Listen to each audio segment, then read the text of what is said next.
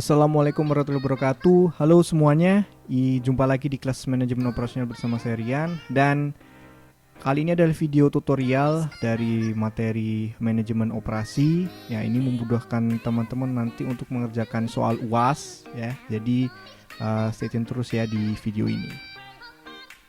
Oke, yang pertama kita belajar tentang yang manajemen persediaan ya. Dan seperti yang teman-teman lihat di layar kaca teman-teman, yang pertama kita belajar dulu yang tentang model deterministik ya. Yang kita lihat yang pertama itu model kuantitas pemesanan dasar atau basic economic order quantity. Ini mencari nilai quantity optimal dalam pemesanan ya. Dan model pemesanan material ini meminimalkan biaya persediaan total, yaitu biaya pesan dan biaya simpan ya. Seperti yang teman-teman ketahui di mata kuliah beberapa minggu yang lalu ya, rumus utamanya dari EOQ ini ya, rumus utama dari EOQ ini adalah EOQ ya, atau Q bintang ya kan. Q bintang itu sama dengan akar dari 2 DS dibagi H ya, dimana D adalah permintaan per tahun dan S itu adalah biaya pesan dan H itu biaya simpan per unit per tahun ya. Di sini juga sudah diketahui juga ya, untuk biaya pesannya itu rumusnya D per Q kali S ya. Terus biaya simpannya Q bagi 2 kali H ya. S-nya di sini biaya pesan, H di sini biaya simpan per unit per tahun ya. Dan contoh soal ya, kita langsung ke contoh soal. Misalnya diketahui sebuah perusahaan PT MSG misalnya ya, Maju Sejahtera. Tentukan berapakah pesanan optimal yang harus dilakukan apabila kebutuhan D atau per tahun ya 1000 unit ya. Biaya pesan Rp1.000 per pemesanan dan biaya simpan itu Rp50 per unit per tahun. Nah, kita langsung cari biaya pesanan optimalnya. Pesanan optimalnya EOQ atau Q bintang ya. Sini udah ketahui semua ya. Per tahun biaya permintaannya itu D, biaya pesannya S ya. Terus biaya simpan ya, biaya simpan atau H itu Rp50 per unit per tahun. Kita pakai rumus ya, pakai rumus EOQ atau Q bintang, akar 2DS dibagi H ya. 2 kali 1000 ya, dikali 1000 dibagi 50, ketahui 200 unit ya. Nah, biasanya soal ini nanti majemuk ya, itu majemuk karena apa? Kita mencari paling optimalnya total biaya costnya ya. Terus tambahan majemuknya lagi setelah kita cari biaya optimalnya, soal tambahnya ada selama 1 tahun perusahaan melakukan pesanan berapa ya, sebanyak berapa unit ya. Ada 200 unit ya. Sekarang pesanan per tahun dia berapa kali ya. Kita tahu bisa dicari dengan cara pesanan per tahun atau N, yaitu permintaan kuantitas permintaan dibagi dengan kuantitas yang dipesan ya, atau D bagi Q bintang ya. Jadi ini pakai yang optimal sehingga diketahui D permintaannya itu 1000 dibagi 200, yaitu 5 kali pemesanan per tahun, sehingga 200 unit selama setahun itu dipesan berdasarkan 5 kali pemesanan per tahun. Ketahui lagi ya, dianggaplah hari kerja per tahun itu diketahui 250 hari ya, sehingga selang waktu antar pesanan itu bagaimana ya. Waktu antar pesanan atau T ya, itu bisa kita cari dengan hari kerja setahun dibagi dengan N. Ingat, hari kerja setahun itu tiap perusahaan beda-beda. Oke. Sehingga diketahui di sini 250 dibagi N-nya adalah pesanan per tahun menjadi 5 ya, sehingga hasilnya adalah 50 hari. Ya. Sehingga biaya totalnya ya, biaya totalnya itu tadi berarti biaya simpan ya ditambah biaya pesan ya. Kita jumlahkan dengan rumus ya, dengan menggunakan Q-nya adalah Q bintang yang berdasarkan EOQ terbaru ya. D-nya 1000, Q bintang 200, biaya pesannya adalah 1000 ya kan. Terus Q bintang 200 dibagi 2 dikali 5 biaya simpan ya. Biaya simpan ini harus 50 nih ya, biaya simpan 50, sehingga diketahui hasilnya adalah 10.000 untuk biaya costnya ya. Nah, sekarang kita udah ketahui biaya costnya semuanya. Nah, sekarang apabila jangka waktu pesan hingga bahan baku sampai adalah 3 hari atau L, nah ini berapa waktu pemesanan kembali ya, waktu pemesanan kembalinya. Waktu pemesanan kembali kita bisa diketahui dengan menggunakan rumus pemesanan per hari, ya, pemesanan per hari atau D dikali dengan jangka waktu pesan atau L, ya. Sehingga kita dapat adalah D bersama rumus D, ya. D kecil, ya, permintaan dibagi dengan hari kerja per tahun, ya. 1000 dibagi 250 sehingga kita dapat 4 unit per hari, ya. 4 unit per hari.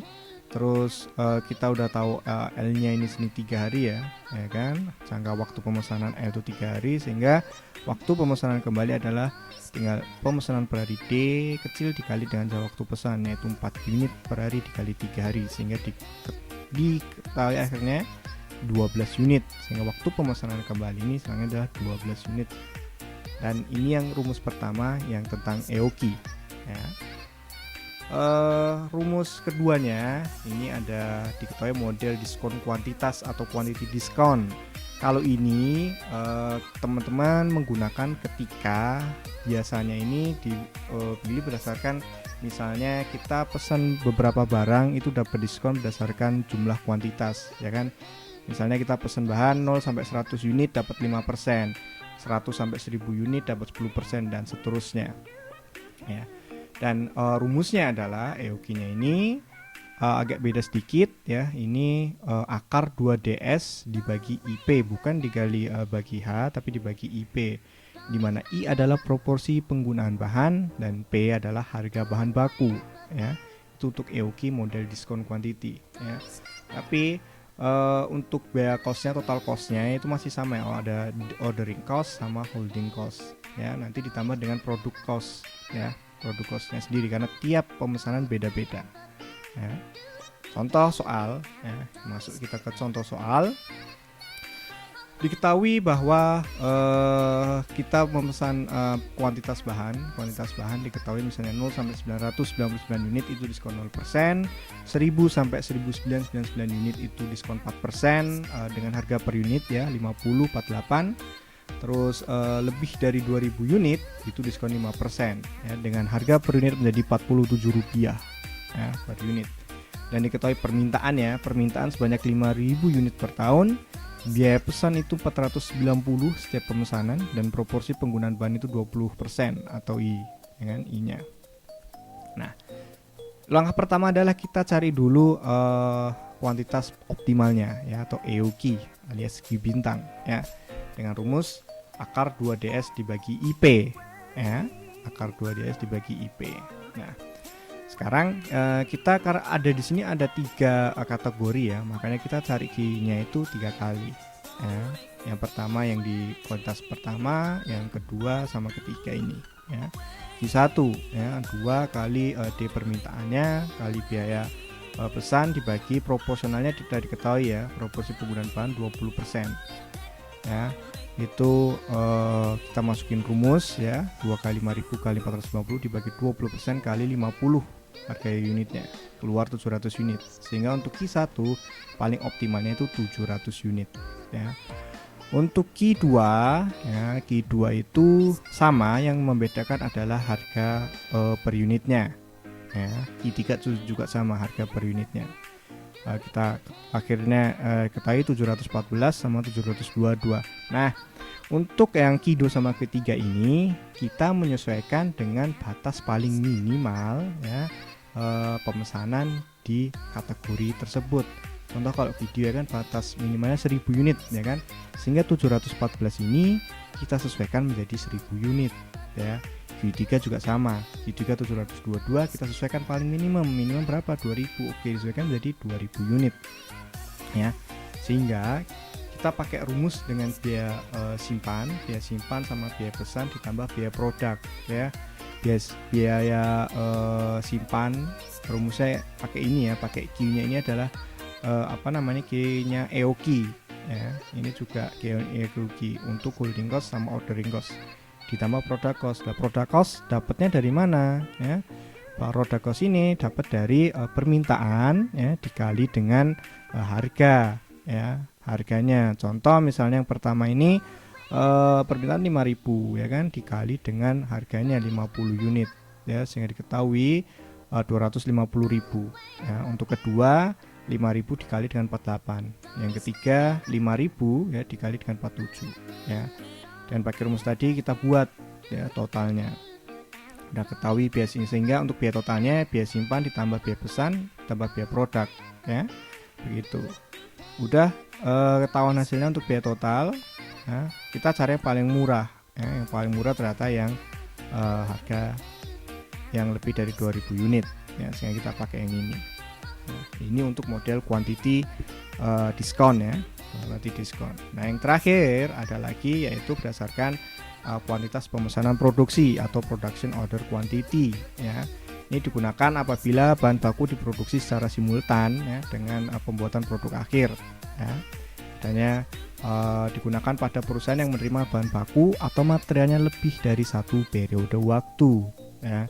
Yang dimana rumus EOQ-nya juga sedikit ada penyesuaian ya. Penyesuaiannya gimana?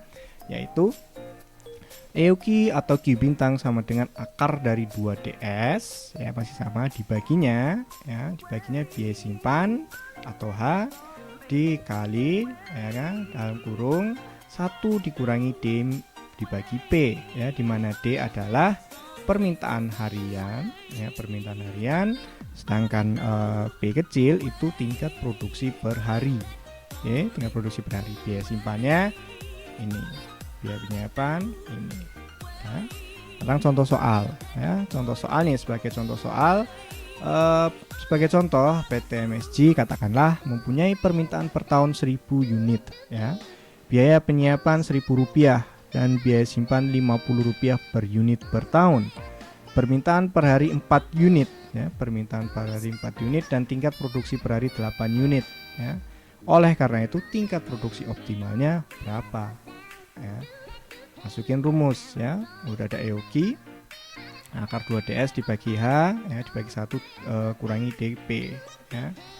Nah, udah 2 kali 1000 ya permintaan, biaya penyiapannya itu juga Rp1.000 dibagi dengan biaya simpan 50 ya, di dalam kurung 1 dikurangi 4/8 sehingga totalnya 282,84 atau digenapkan jadi 283 ya. Itu untuk model deterministik yang ada 3 rumusnya. Nah, itu. Selanjutnya kita belajar tentang model probabilistik ya. Model ini digunakan apabila permintaan tidak pasti atau jumlahnya atau tidak konstan ya. Diketahui titik pemesanan kembali ya atau repeat order itu D dikali L ya ditambah SS. SS itu safety stock ya, atau stok persediaan yang paling aman ya, biar tidak pesan lagi ya. Itu. Nah, contohnya ya, contohnya kembali lagi di PT MJS ya. Ketahui bahwa waktu pemesanan atau RO-nya itu ketika persediaan 350 unit. Artinya setiap persediaan menyentuh 50 unit, maka si PT MJS ini harus stok ulang bahan bakunya ya. Terus biaya kehabisan persediaan atau stock out itu adalah Rp40 per unit ya. Biaya simpan Rp5 per unit dan pesanan per tahun itu 6 kali dalam 2 setahun ya. Contohnya ini ya. Diketahui juga probabilitasnya ya. Probabilitasnya apabila permintaan butuh 30 ya, berapa persen sih kemungkinannya? 0,2 atau 20% ya. 40 sama 20%. Nah, permintaan kalau misalnya 50 unit itu 30% ya. 60 itu 20% dan 70 itu 10% ya. Nah, sekarang bagaimana? Ya, yang kita harus sadari adalah di sini kita ada skenario, beberapa skenario ya. Yang pertama, seandainya kita tidak memakai safety stock, alias ya udah kalau misalnya 50 unit kita pesen 50 unit. Nah, nanti kalau misalnya ada permintaan yang 60-70 ya kita harus nambah itu. Ya kan? Atau pakai skenario yang kedua, pakai safety stock 10 unit ya. Atau dan yang terakhir itu skenarionya adalah kita pakai safety stock 20 unit ya. Jadi selain RO yang 50 unit kita tambah 10 plus 20 ya. Itu tergantung skenario yang mana. Nah, sekarang kita harus cari tahu nih dari 3 skenario ini mana yang paling murah ya kan. Contohnya yang di sini apabila persediaan pengamanan, ya kan, misalnya kita, Pak, saya mau safety, ya, saya mau safety. Jadi kalau misalnya ada 70-60, saya nggak mau peduli dengan biaya kehabisan persediaan. It's not a problem, berarti safety stocknya itu 20, ya. Nah, berarti kita tidak ada biaya kehabisan persediaan, ya. Biaya costnya itu apa aja? Ya, berarti kita hanya biaya simpan, ya, karena kita pakai 20, ya, 20 stok safety stoknya, ya kan. Berarti biaya simpan 5 dikali 20 sebagai stoknya, sehingga diketahui jadi Rp100. Biaya kehabisan persediaan kita tidak menghitung karena emang sudah ada, ya, untuk stoknya, sehingga biaya totalnya biaya simpan ditambah biaya kehabisan persediaan itu adalah Rp100, ya. Sekarang kalau misalnya kita punya safety stoknya 10, ya, berapa biaya cost yang harus kita keluarkan, ya kan? Nah, pertama misalnya kita skenarionya adalah tiba-tiba kalau misalnya 60 unit nggak masalah, kan aman. Tapi kalau misalnya tiba-tiba kita ada safety stock 10 tapi ada permintaan 70 unit, ya kan? Berarti kita masih ada sisa 10 unit yang harus kita pesan. Nah, cara perhitungannya adalah sebagai berikut, ya. Yang kedua, kolom kedua ini 10, ya kan? Kita punya biaya simpan 10 unit, ya. Berarti kita dikali dulu, ya, Rp5 biaya simpan dikali dengan 10 unit, ya, di 50. Nah, biaya kehabisan persediaan, yaitu bagaimana kita menghitungnya. Yang pertama kita cari dulu skenario misalnya permintaan 70, ya.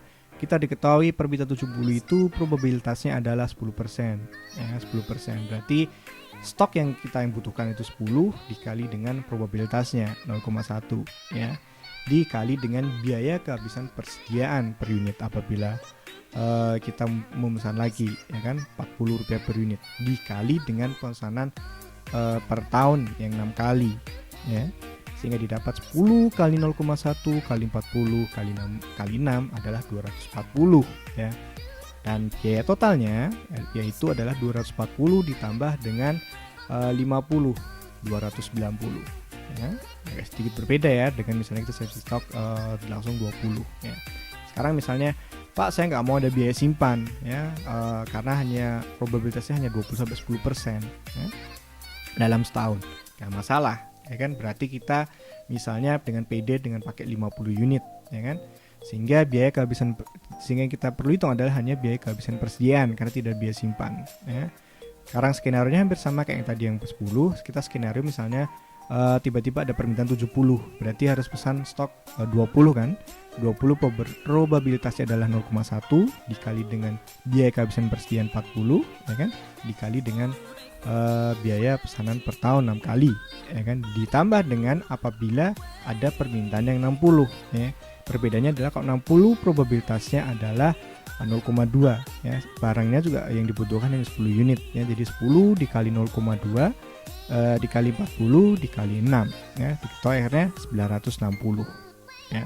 Sehingga di sini kita mendapatkan kesimpulan bahwa apabila kita mau mencari cost yang paling rendah, itu didapat apabila kita menggunakan persediaan pengamanan, yaitu safety stock 20 unit, ya. Jadi itu untuk model probabilistik. Sekarang kita masuk ke penjadwalan agregat, ya. Materi selanjutnya penjadwalan agregat di mana kita planning untuk produksi, ya. Dan langsung ke contoh soalnya. Contoh soalnya misalnya sebuah perusahaan PT MSG, ya, mempunyai data sebagai berikut, ya. Dia peramalan permintaan pada perubahan pemasok untuk 6 bulan ke depan dengan waktu produksi yang telah ditetapkan, ya, dari bulan Januari sampai bulan Juni, ya. Permintaan yang diharapkan pun sudah diketahui, ya, dengan 900, 700, 1100 dan 8 total permintaan selama 6 bulan yaitu 6200, ya. Dan jumlah hari produksi, ya, di tiap bulan berbeda-beda. Januari 22 hari produksi, Februari 18 dan seterusnya. Total sampai 6 bulan itu 124, ya. Permintaan per hari, ya, permintaan per hari itu 41 di bulan Januari, 39 di bulan Februari, Maret 38 dan seterusnya, ya. Nah, sekarang ada variabel-variabel lainnya atau yang diketahui informasi lainnya. Yang pertama biaya simpan. Biaya simpan persediaan sebesar Rp5 per unit per bulan ya. Biaya subkontrak Rp20 per unit ya. Upah atau gaji Rp10 per jam atau Rp80 per hari ya, karena satu hari mereka bekerja 8 jam. Biaya kerja lembur Rp17 per jam ya, untuk jam kerja di atas 8 jam sehari. Jam kerja untuk menghasilkan 1 unit produk itu 1,6 jam kerja. Biaya rekrutmen dan pelatihan karyawan ya, itu Rp300 per unit ya. Biaya penghentian karyawan itu Rp600 per unit. Nah, sekarang si perusahaan ini, PTMS ini punya 3 pilihan ya untuk pencatatan agregat ya. Yang pertama ya, jadi sini teman-teman. Yang pertama, mempertahankan jumlah karyawan dan produksi konstan serta menggunakan persediaan untuk menyerap kenaikan permintaan. Itu yang pertama ya. Yang kedua ya, menggunakan karyawan tetap untuk memproduksi pada tingkat permintaan terendah dalam 6 bulan tersebut dan menggunakan subkontrak atau outsourcing atau vendor yang lain untuk memenuhi kelebihan permintaan. Dan yang terakhir, mereka merekrut sementara karyawan apabila permintaan naik dan menghentikan karyawan tersebut apabila permintaan menurun. Nah, dari 3 pilihan ini kita pilih berdasarkan cost yang paling rendah dan kita tentukan pilihan kita ya, strategi 3 ini. Oke. Angka pertama kita harus cari dulu rata-rata produksi. Ya, rata-rata produksi. Rata-rata produksi didapat dari total permintaan dibagi dengan hari produksi. Ya, total permintaan 6.200 dibagi dengan jumlah hari produksi 124. Berarti dalam tiap bulannya rata-rata mereka paling nggak harusnya buat 50 unit per hari. Ya. Sekarang kita lihat satu persatu bagaimana penyelesaiannya. Oke. Yang pertama kita asumsi menggunakan persediaan untuk menyerap kenaikan permintaan. Ya. Jadi di sini dengan menggunakan rata-rata produksi 50 unit per hari, ya, maka diperoleh sebagai berikut ya. Jadi kita bulan, hari produksi dan produksi pada 50 unit per hari. Kita pakai average yang di sini ya, rata-rata produksi ya. Permintaan yang sudah diramalkan. Oke. Caranya berarti ini tinggal 50 unit ya, 50 unit ini per hari dikali hari produksinya 22 didapat 1100 ya. Kalau misalnya kita pakai asumsi tiap bulan kita produksi 50, kita punya stok di bulan Januari itu 1100 unit ya. Ada permintaan 900 ya, berarti perubahan persediaan ya 1100 dikurangi dengan 900 yaitu 200 unit ya, sehingga persediaan akhir menjadi 200 unit juga ya. Bulan Februari bagaimana? Bulan Februari mereka hari produksi 18 ya. 18 dikali 50 sehingga menjadi 900. Oke, 900. Permintaan 700 ya kan? Berarti masih punya persediaan lebih ya dari ini, 900 kurangi 700 jadi 200 ya. Tapi persediaan akhir kita ya 200 ditambah dengan 200 unit di bulan Februari ya. Sehingga menjadi persediaan akhir kita 400 unit di bulan Februari. Maret bagaimana? Hampir sama, 21 dikali 50 ya, 21 dikali 50 1050. Permintaan yang seharusnya ini 800 ya. Jadi kita masih sisa 250 unit di bulan Maret ya. Di bulan Januari Februari persediaan kita ada 400 ya kan, ditambah dengan 250 menjadi 650. Bulan April sama, bedanya adalah perubahan persediaannya ini tidak surplus tapi berkurang ya kan. Kita ngambil stok yang ada karena permintaannya 1200 sedangkan produksinya hanya 1050 ya. Kita ambil dari 6 persediaan kita yang bulan kemarin 650, kita ambil 150 ya, sehingga menjadi persediaan akhir di akhir bulan April ini 500 unit ya. Mei dan Juni kita kekurangan stok juga karena permintaan yang tinggi sedangkan produksi kita masih terus stagnan ya, 50 unit per hari ya. Sehingga didapat akhirnya di persediaan akhir setelah bulan Juni yaitu 1850. Oke. Nah, sekarang untuk biaya totalnya bagaimana ya? Persediaan kita mempunyai 1850 unit ya.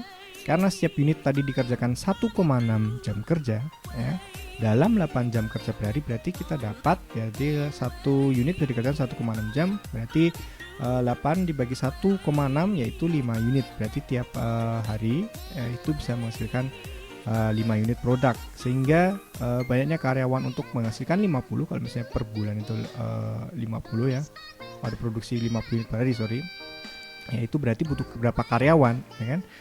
Berarti 50 unit ya dibagi dengan 5 ya, sehingga dibutuhkan 10 karyawan ya, 10 karyawan tetap dari bulan Januari sampai bulan Juni karena produksinya sama terus, ya kan? Nah, sekarang yang pertama kita biaya simpan, karena di sini ada persediaan akhir ya. Biaya simpan itu berarti Rp5 dikali 1.850 ya, jadi 9.250 ya. Upah untuk 10 orang, ya kan?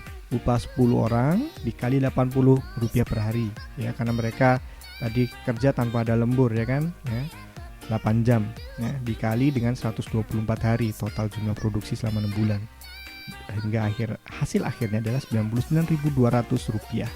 Biaya totalnya adalah biaya simpan ditambah biaya upah 108.450. Itu untuk skenario pertama ya. Skenario kedua ya, kita lihat dulu. Mereka menggunakan kerja lembur untuk menyerap kelebihan permintaan ya.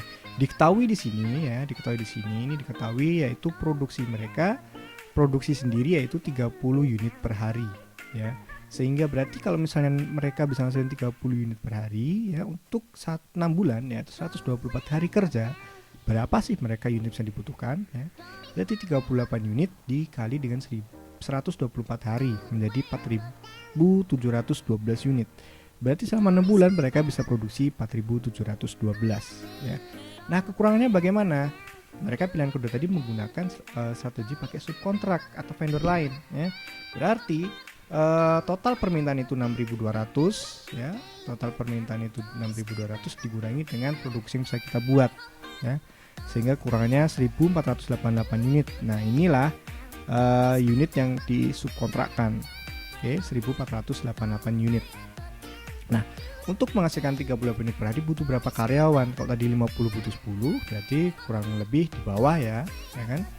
Jadi untuk menghasilkan 38 unit per hari, perusahaan membutuhkan 38 unit dibagi dengan 50, rata-ratanya dikali dengan 10 orang, ya kan? Yaitu 7,6 orang karyawan ya. Oleh karena itu biaya yang harus dikeluarkan ya, pertama kita ngitung upah, karena upahnya tadi tidak 10 orang, jadi 7,6 orang karyawan, berarti 7,6 orang dikali Rp80 per hari dikali 124, didapat Rp75.392 ya. Biaya subkontrak yang ini, kita biaya subkontrak ini per unitnya Rp20 ya, per unit, sehingga 1.488 dikali 20 Rp29.760 ya. Biaya totalnya upah reguler ditambah subkontrak jadi Rp152.000 ya. Itu pilihan satu. Pilihan kedua, bagaimana pilihan ketiga? Pilihan ketiga adalah menggunakan variasi jumlah karyawan ya, dimana misalnya produksi per hari berkurang bertambah, berarti nanti ada biaya rekrut karyawan atau PHK karyawan per unitnya ya. Oke, kita buat tabel seperti ini, bulan, permintaan pada nyatanya, dan produksi per hari ya kan. Produksi per hari, biaya produksinya gimana ya kan? Biaya produksinya adalah permintaan ya, dikali dengan 1,6 jamnya per unitnya, dikali dengan Rp10 upahnya ya kan, sehingga ini di sini mendapatkan 900 dikali 1,6 kali 10 yaitu 14.400. Oke, 14.400. Start awalnya kita adalah 41 unit produksi per hari ya, 41 unit ya. Bulan Februari kita lihat, bulan Februari ini 39 ya, berarti ada pengurangan apa? PHK ya, karena ini hitungannya per hari, per unit ya. Jadi ini nanti rumusnya masih sama untuk biaya produksi ya, 700 dikali dengan 1,6 dikali 10 ya. Namun ada tambahan penurunan produksi. Tadi diketahui kalau misalnya ada peningkatan produksi itu Rp300 per unit ya. Kalau ada penurunan itu Rp600 per unit ya. Di sini ada penurunan 2 unit ya, sehingga penurunannya adalah 41 kurangi 39, 2 unit dikali dengan 600 ya, diketahui 1.200. Nah, yang poin C ini. Oke. Maret juga sama, 39 kurangi 8 ada 1, berarti 600 ya. bulan April ada kenaikan produksinya per harinya ya. Ini berarti peningkatan produksi rekrut karyawannya nambah ya kan, dari berapa ya, ini 57 kurangi 38 ya dikali 300 ya, sehingga menjadi hasil akhir 5.700. Bulan Mei juga sama 3.300 karena ada penambahannya dari 57 ke 68. Bulan Juni ada penurunan produksi jadi 55 ya, dengan penambahannya 7.800 ya. Kita biaya totalnya dijumlahin semuanya ya, antara biaya produksi, peningkatan produksi atau penurunan produksi berdasarkan rekrut karyawan atau PHK karyawan ya, sehingga totalnya di sini kita dapat 117.800. Nah, dari 3 skenario yang tadi, yang paling murah ternyata adalah alternatif kedua ya. Alternatif kedua, makanya kita pilih yang alternatif kedua dari 3 pilihan ini ya. Jadi kita bisa pilih berdasarkan cost paling rendah. Itu untuk penjadwalan agregat ya.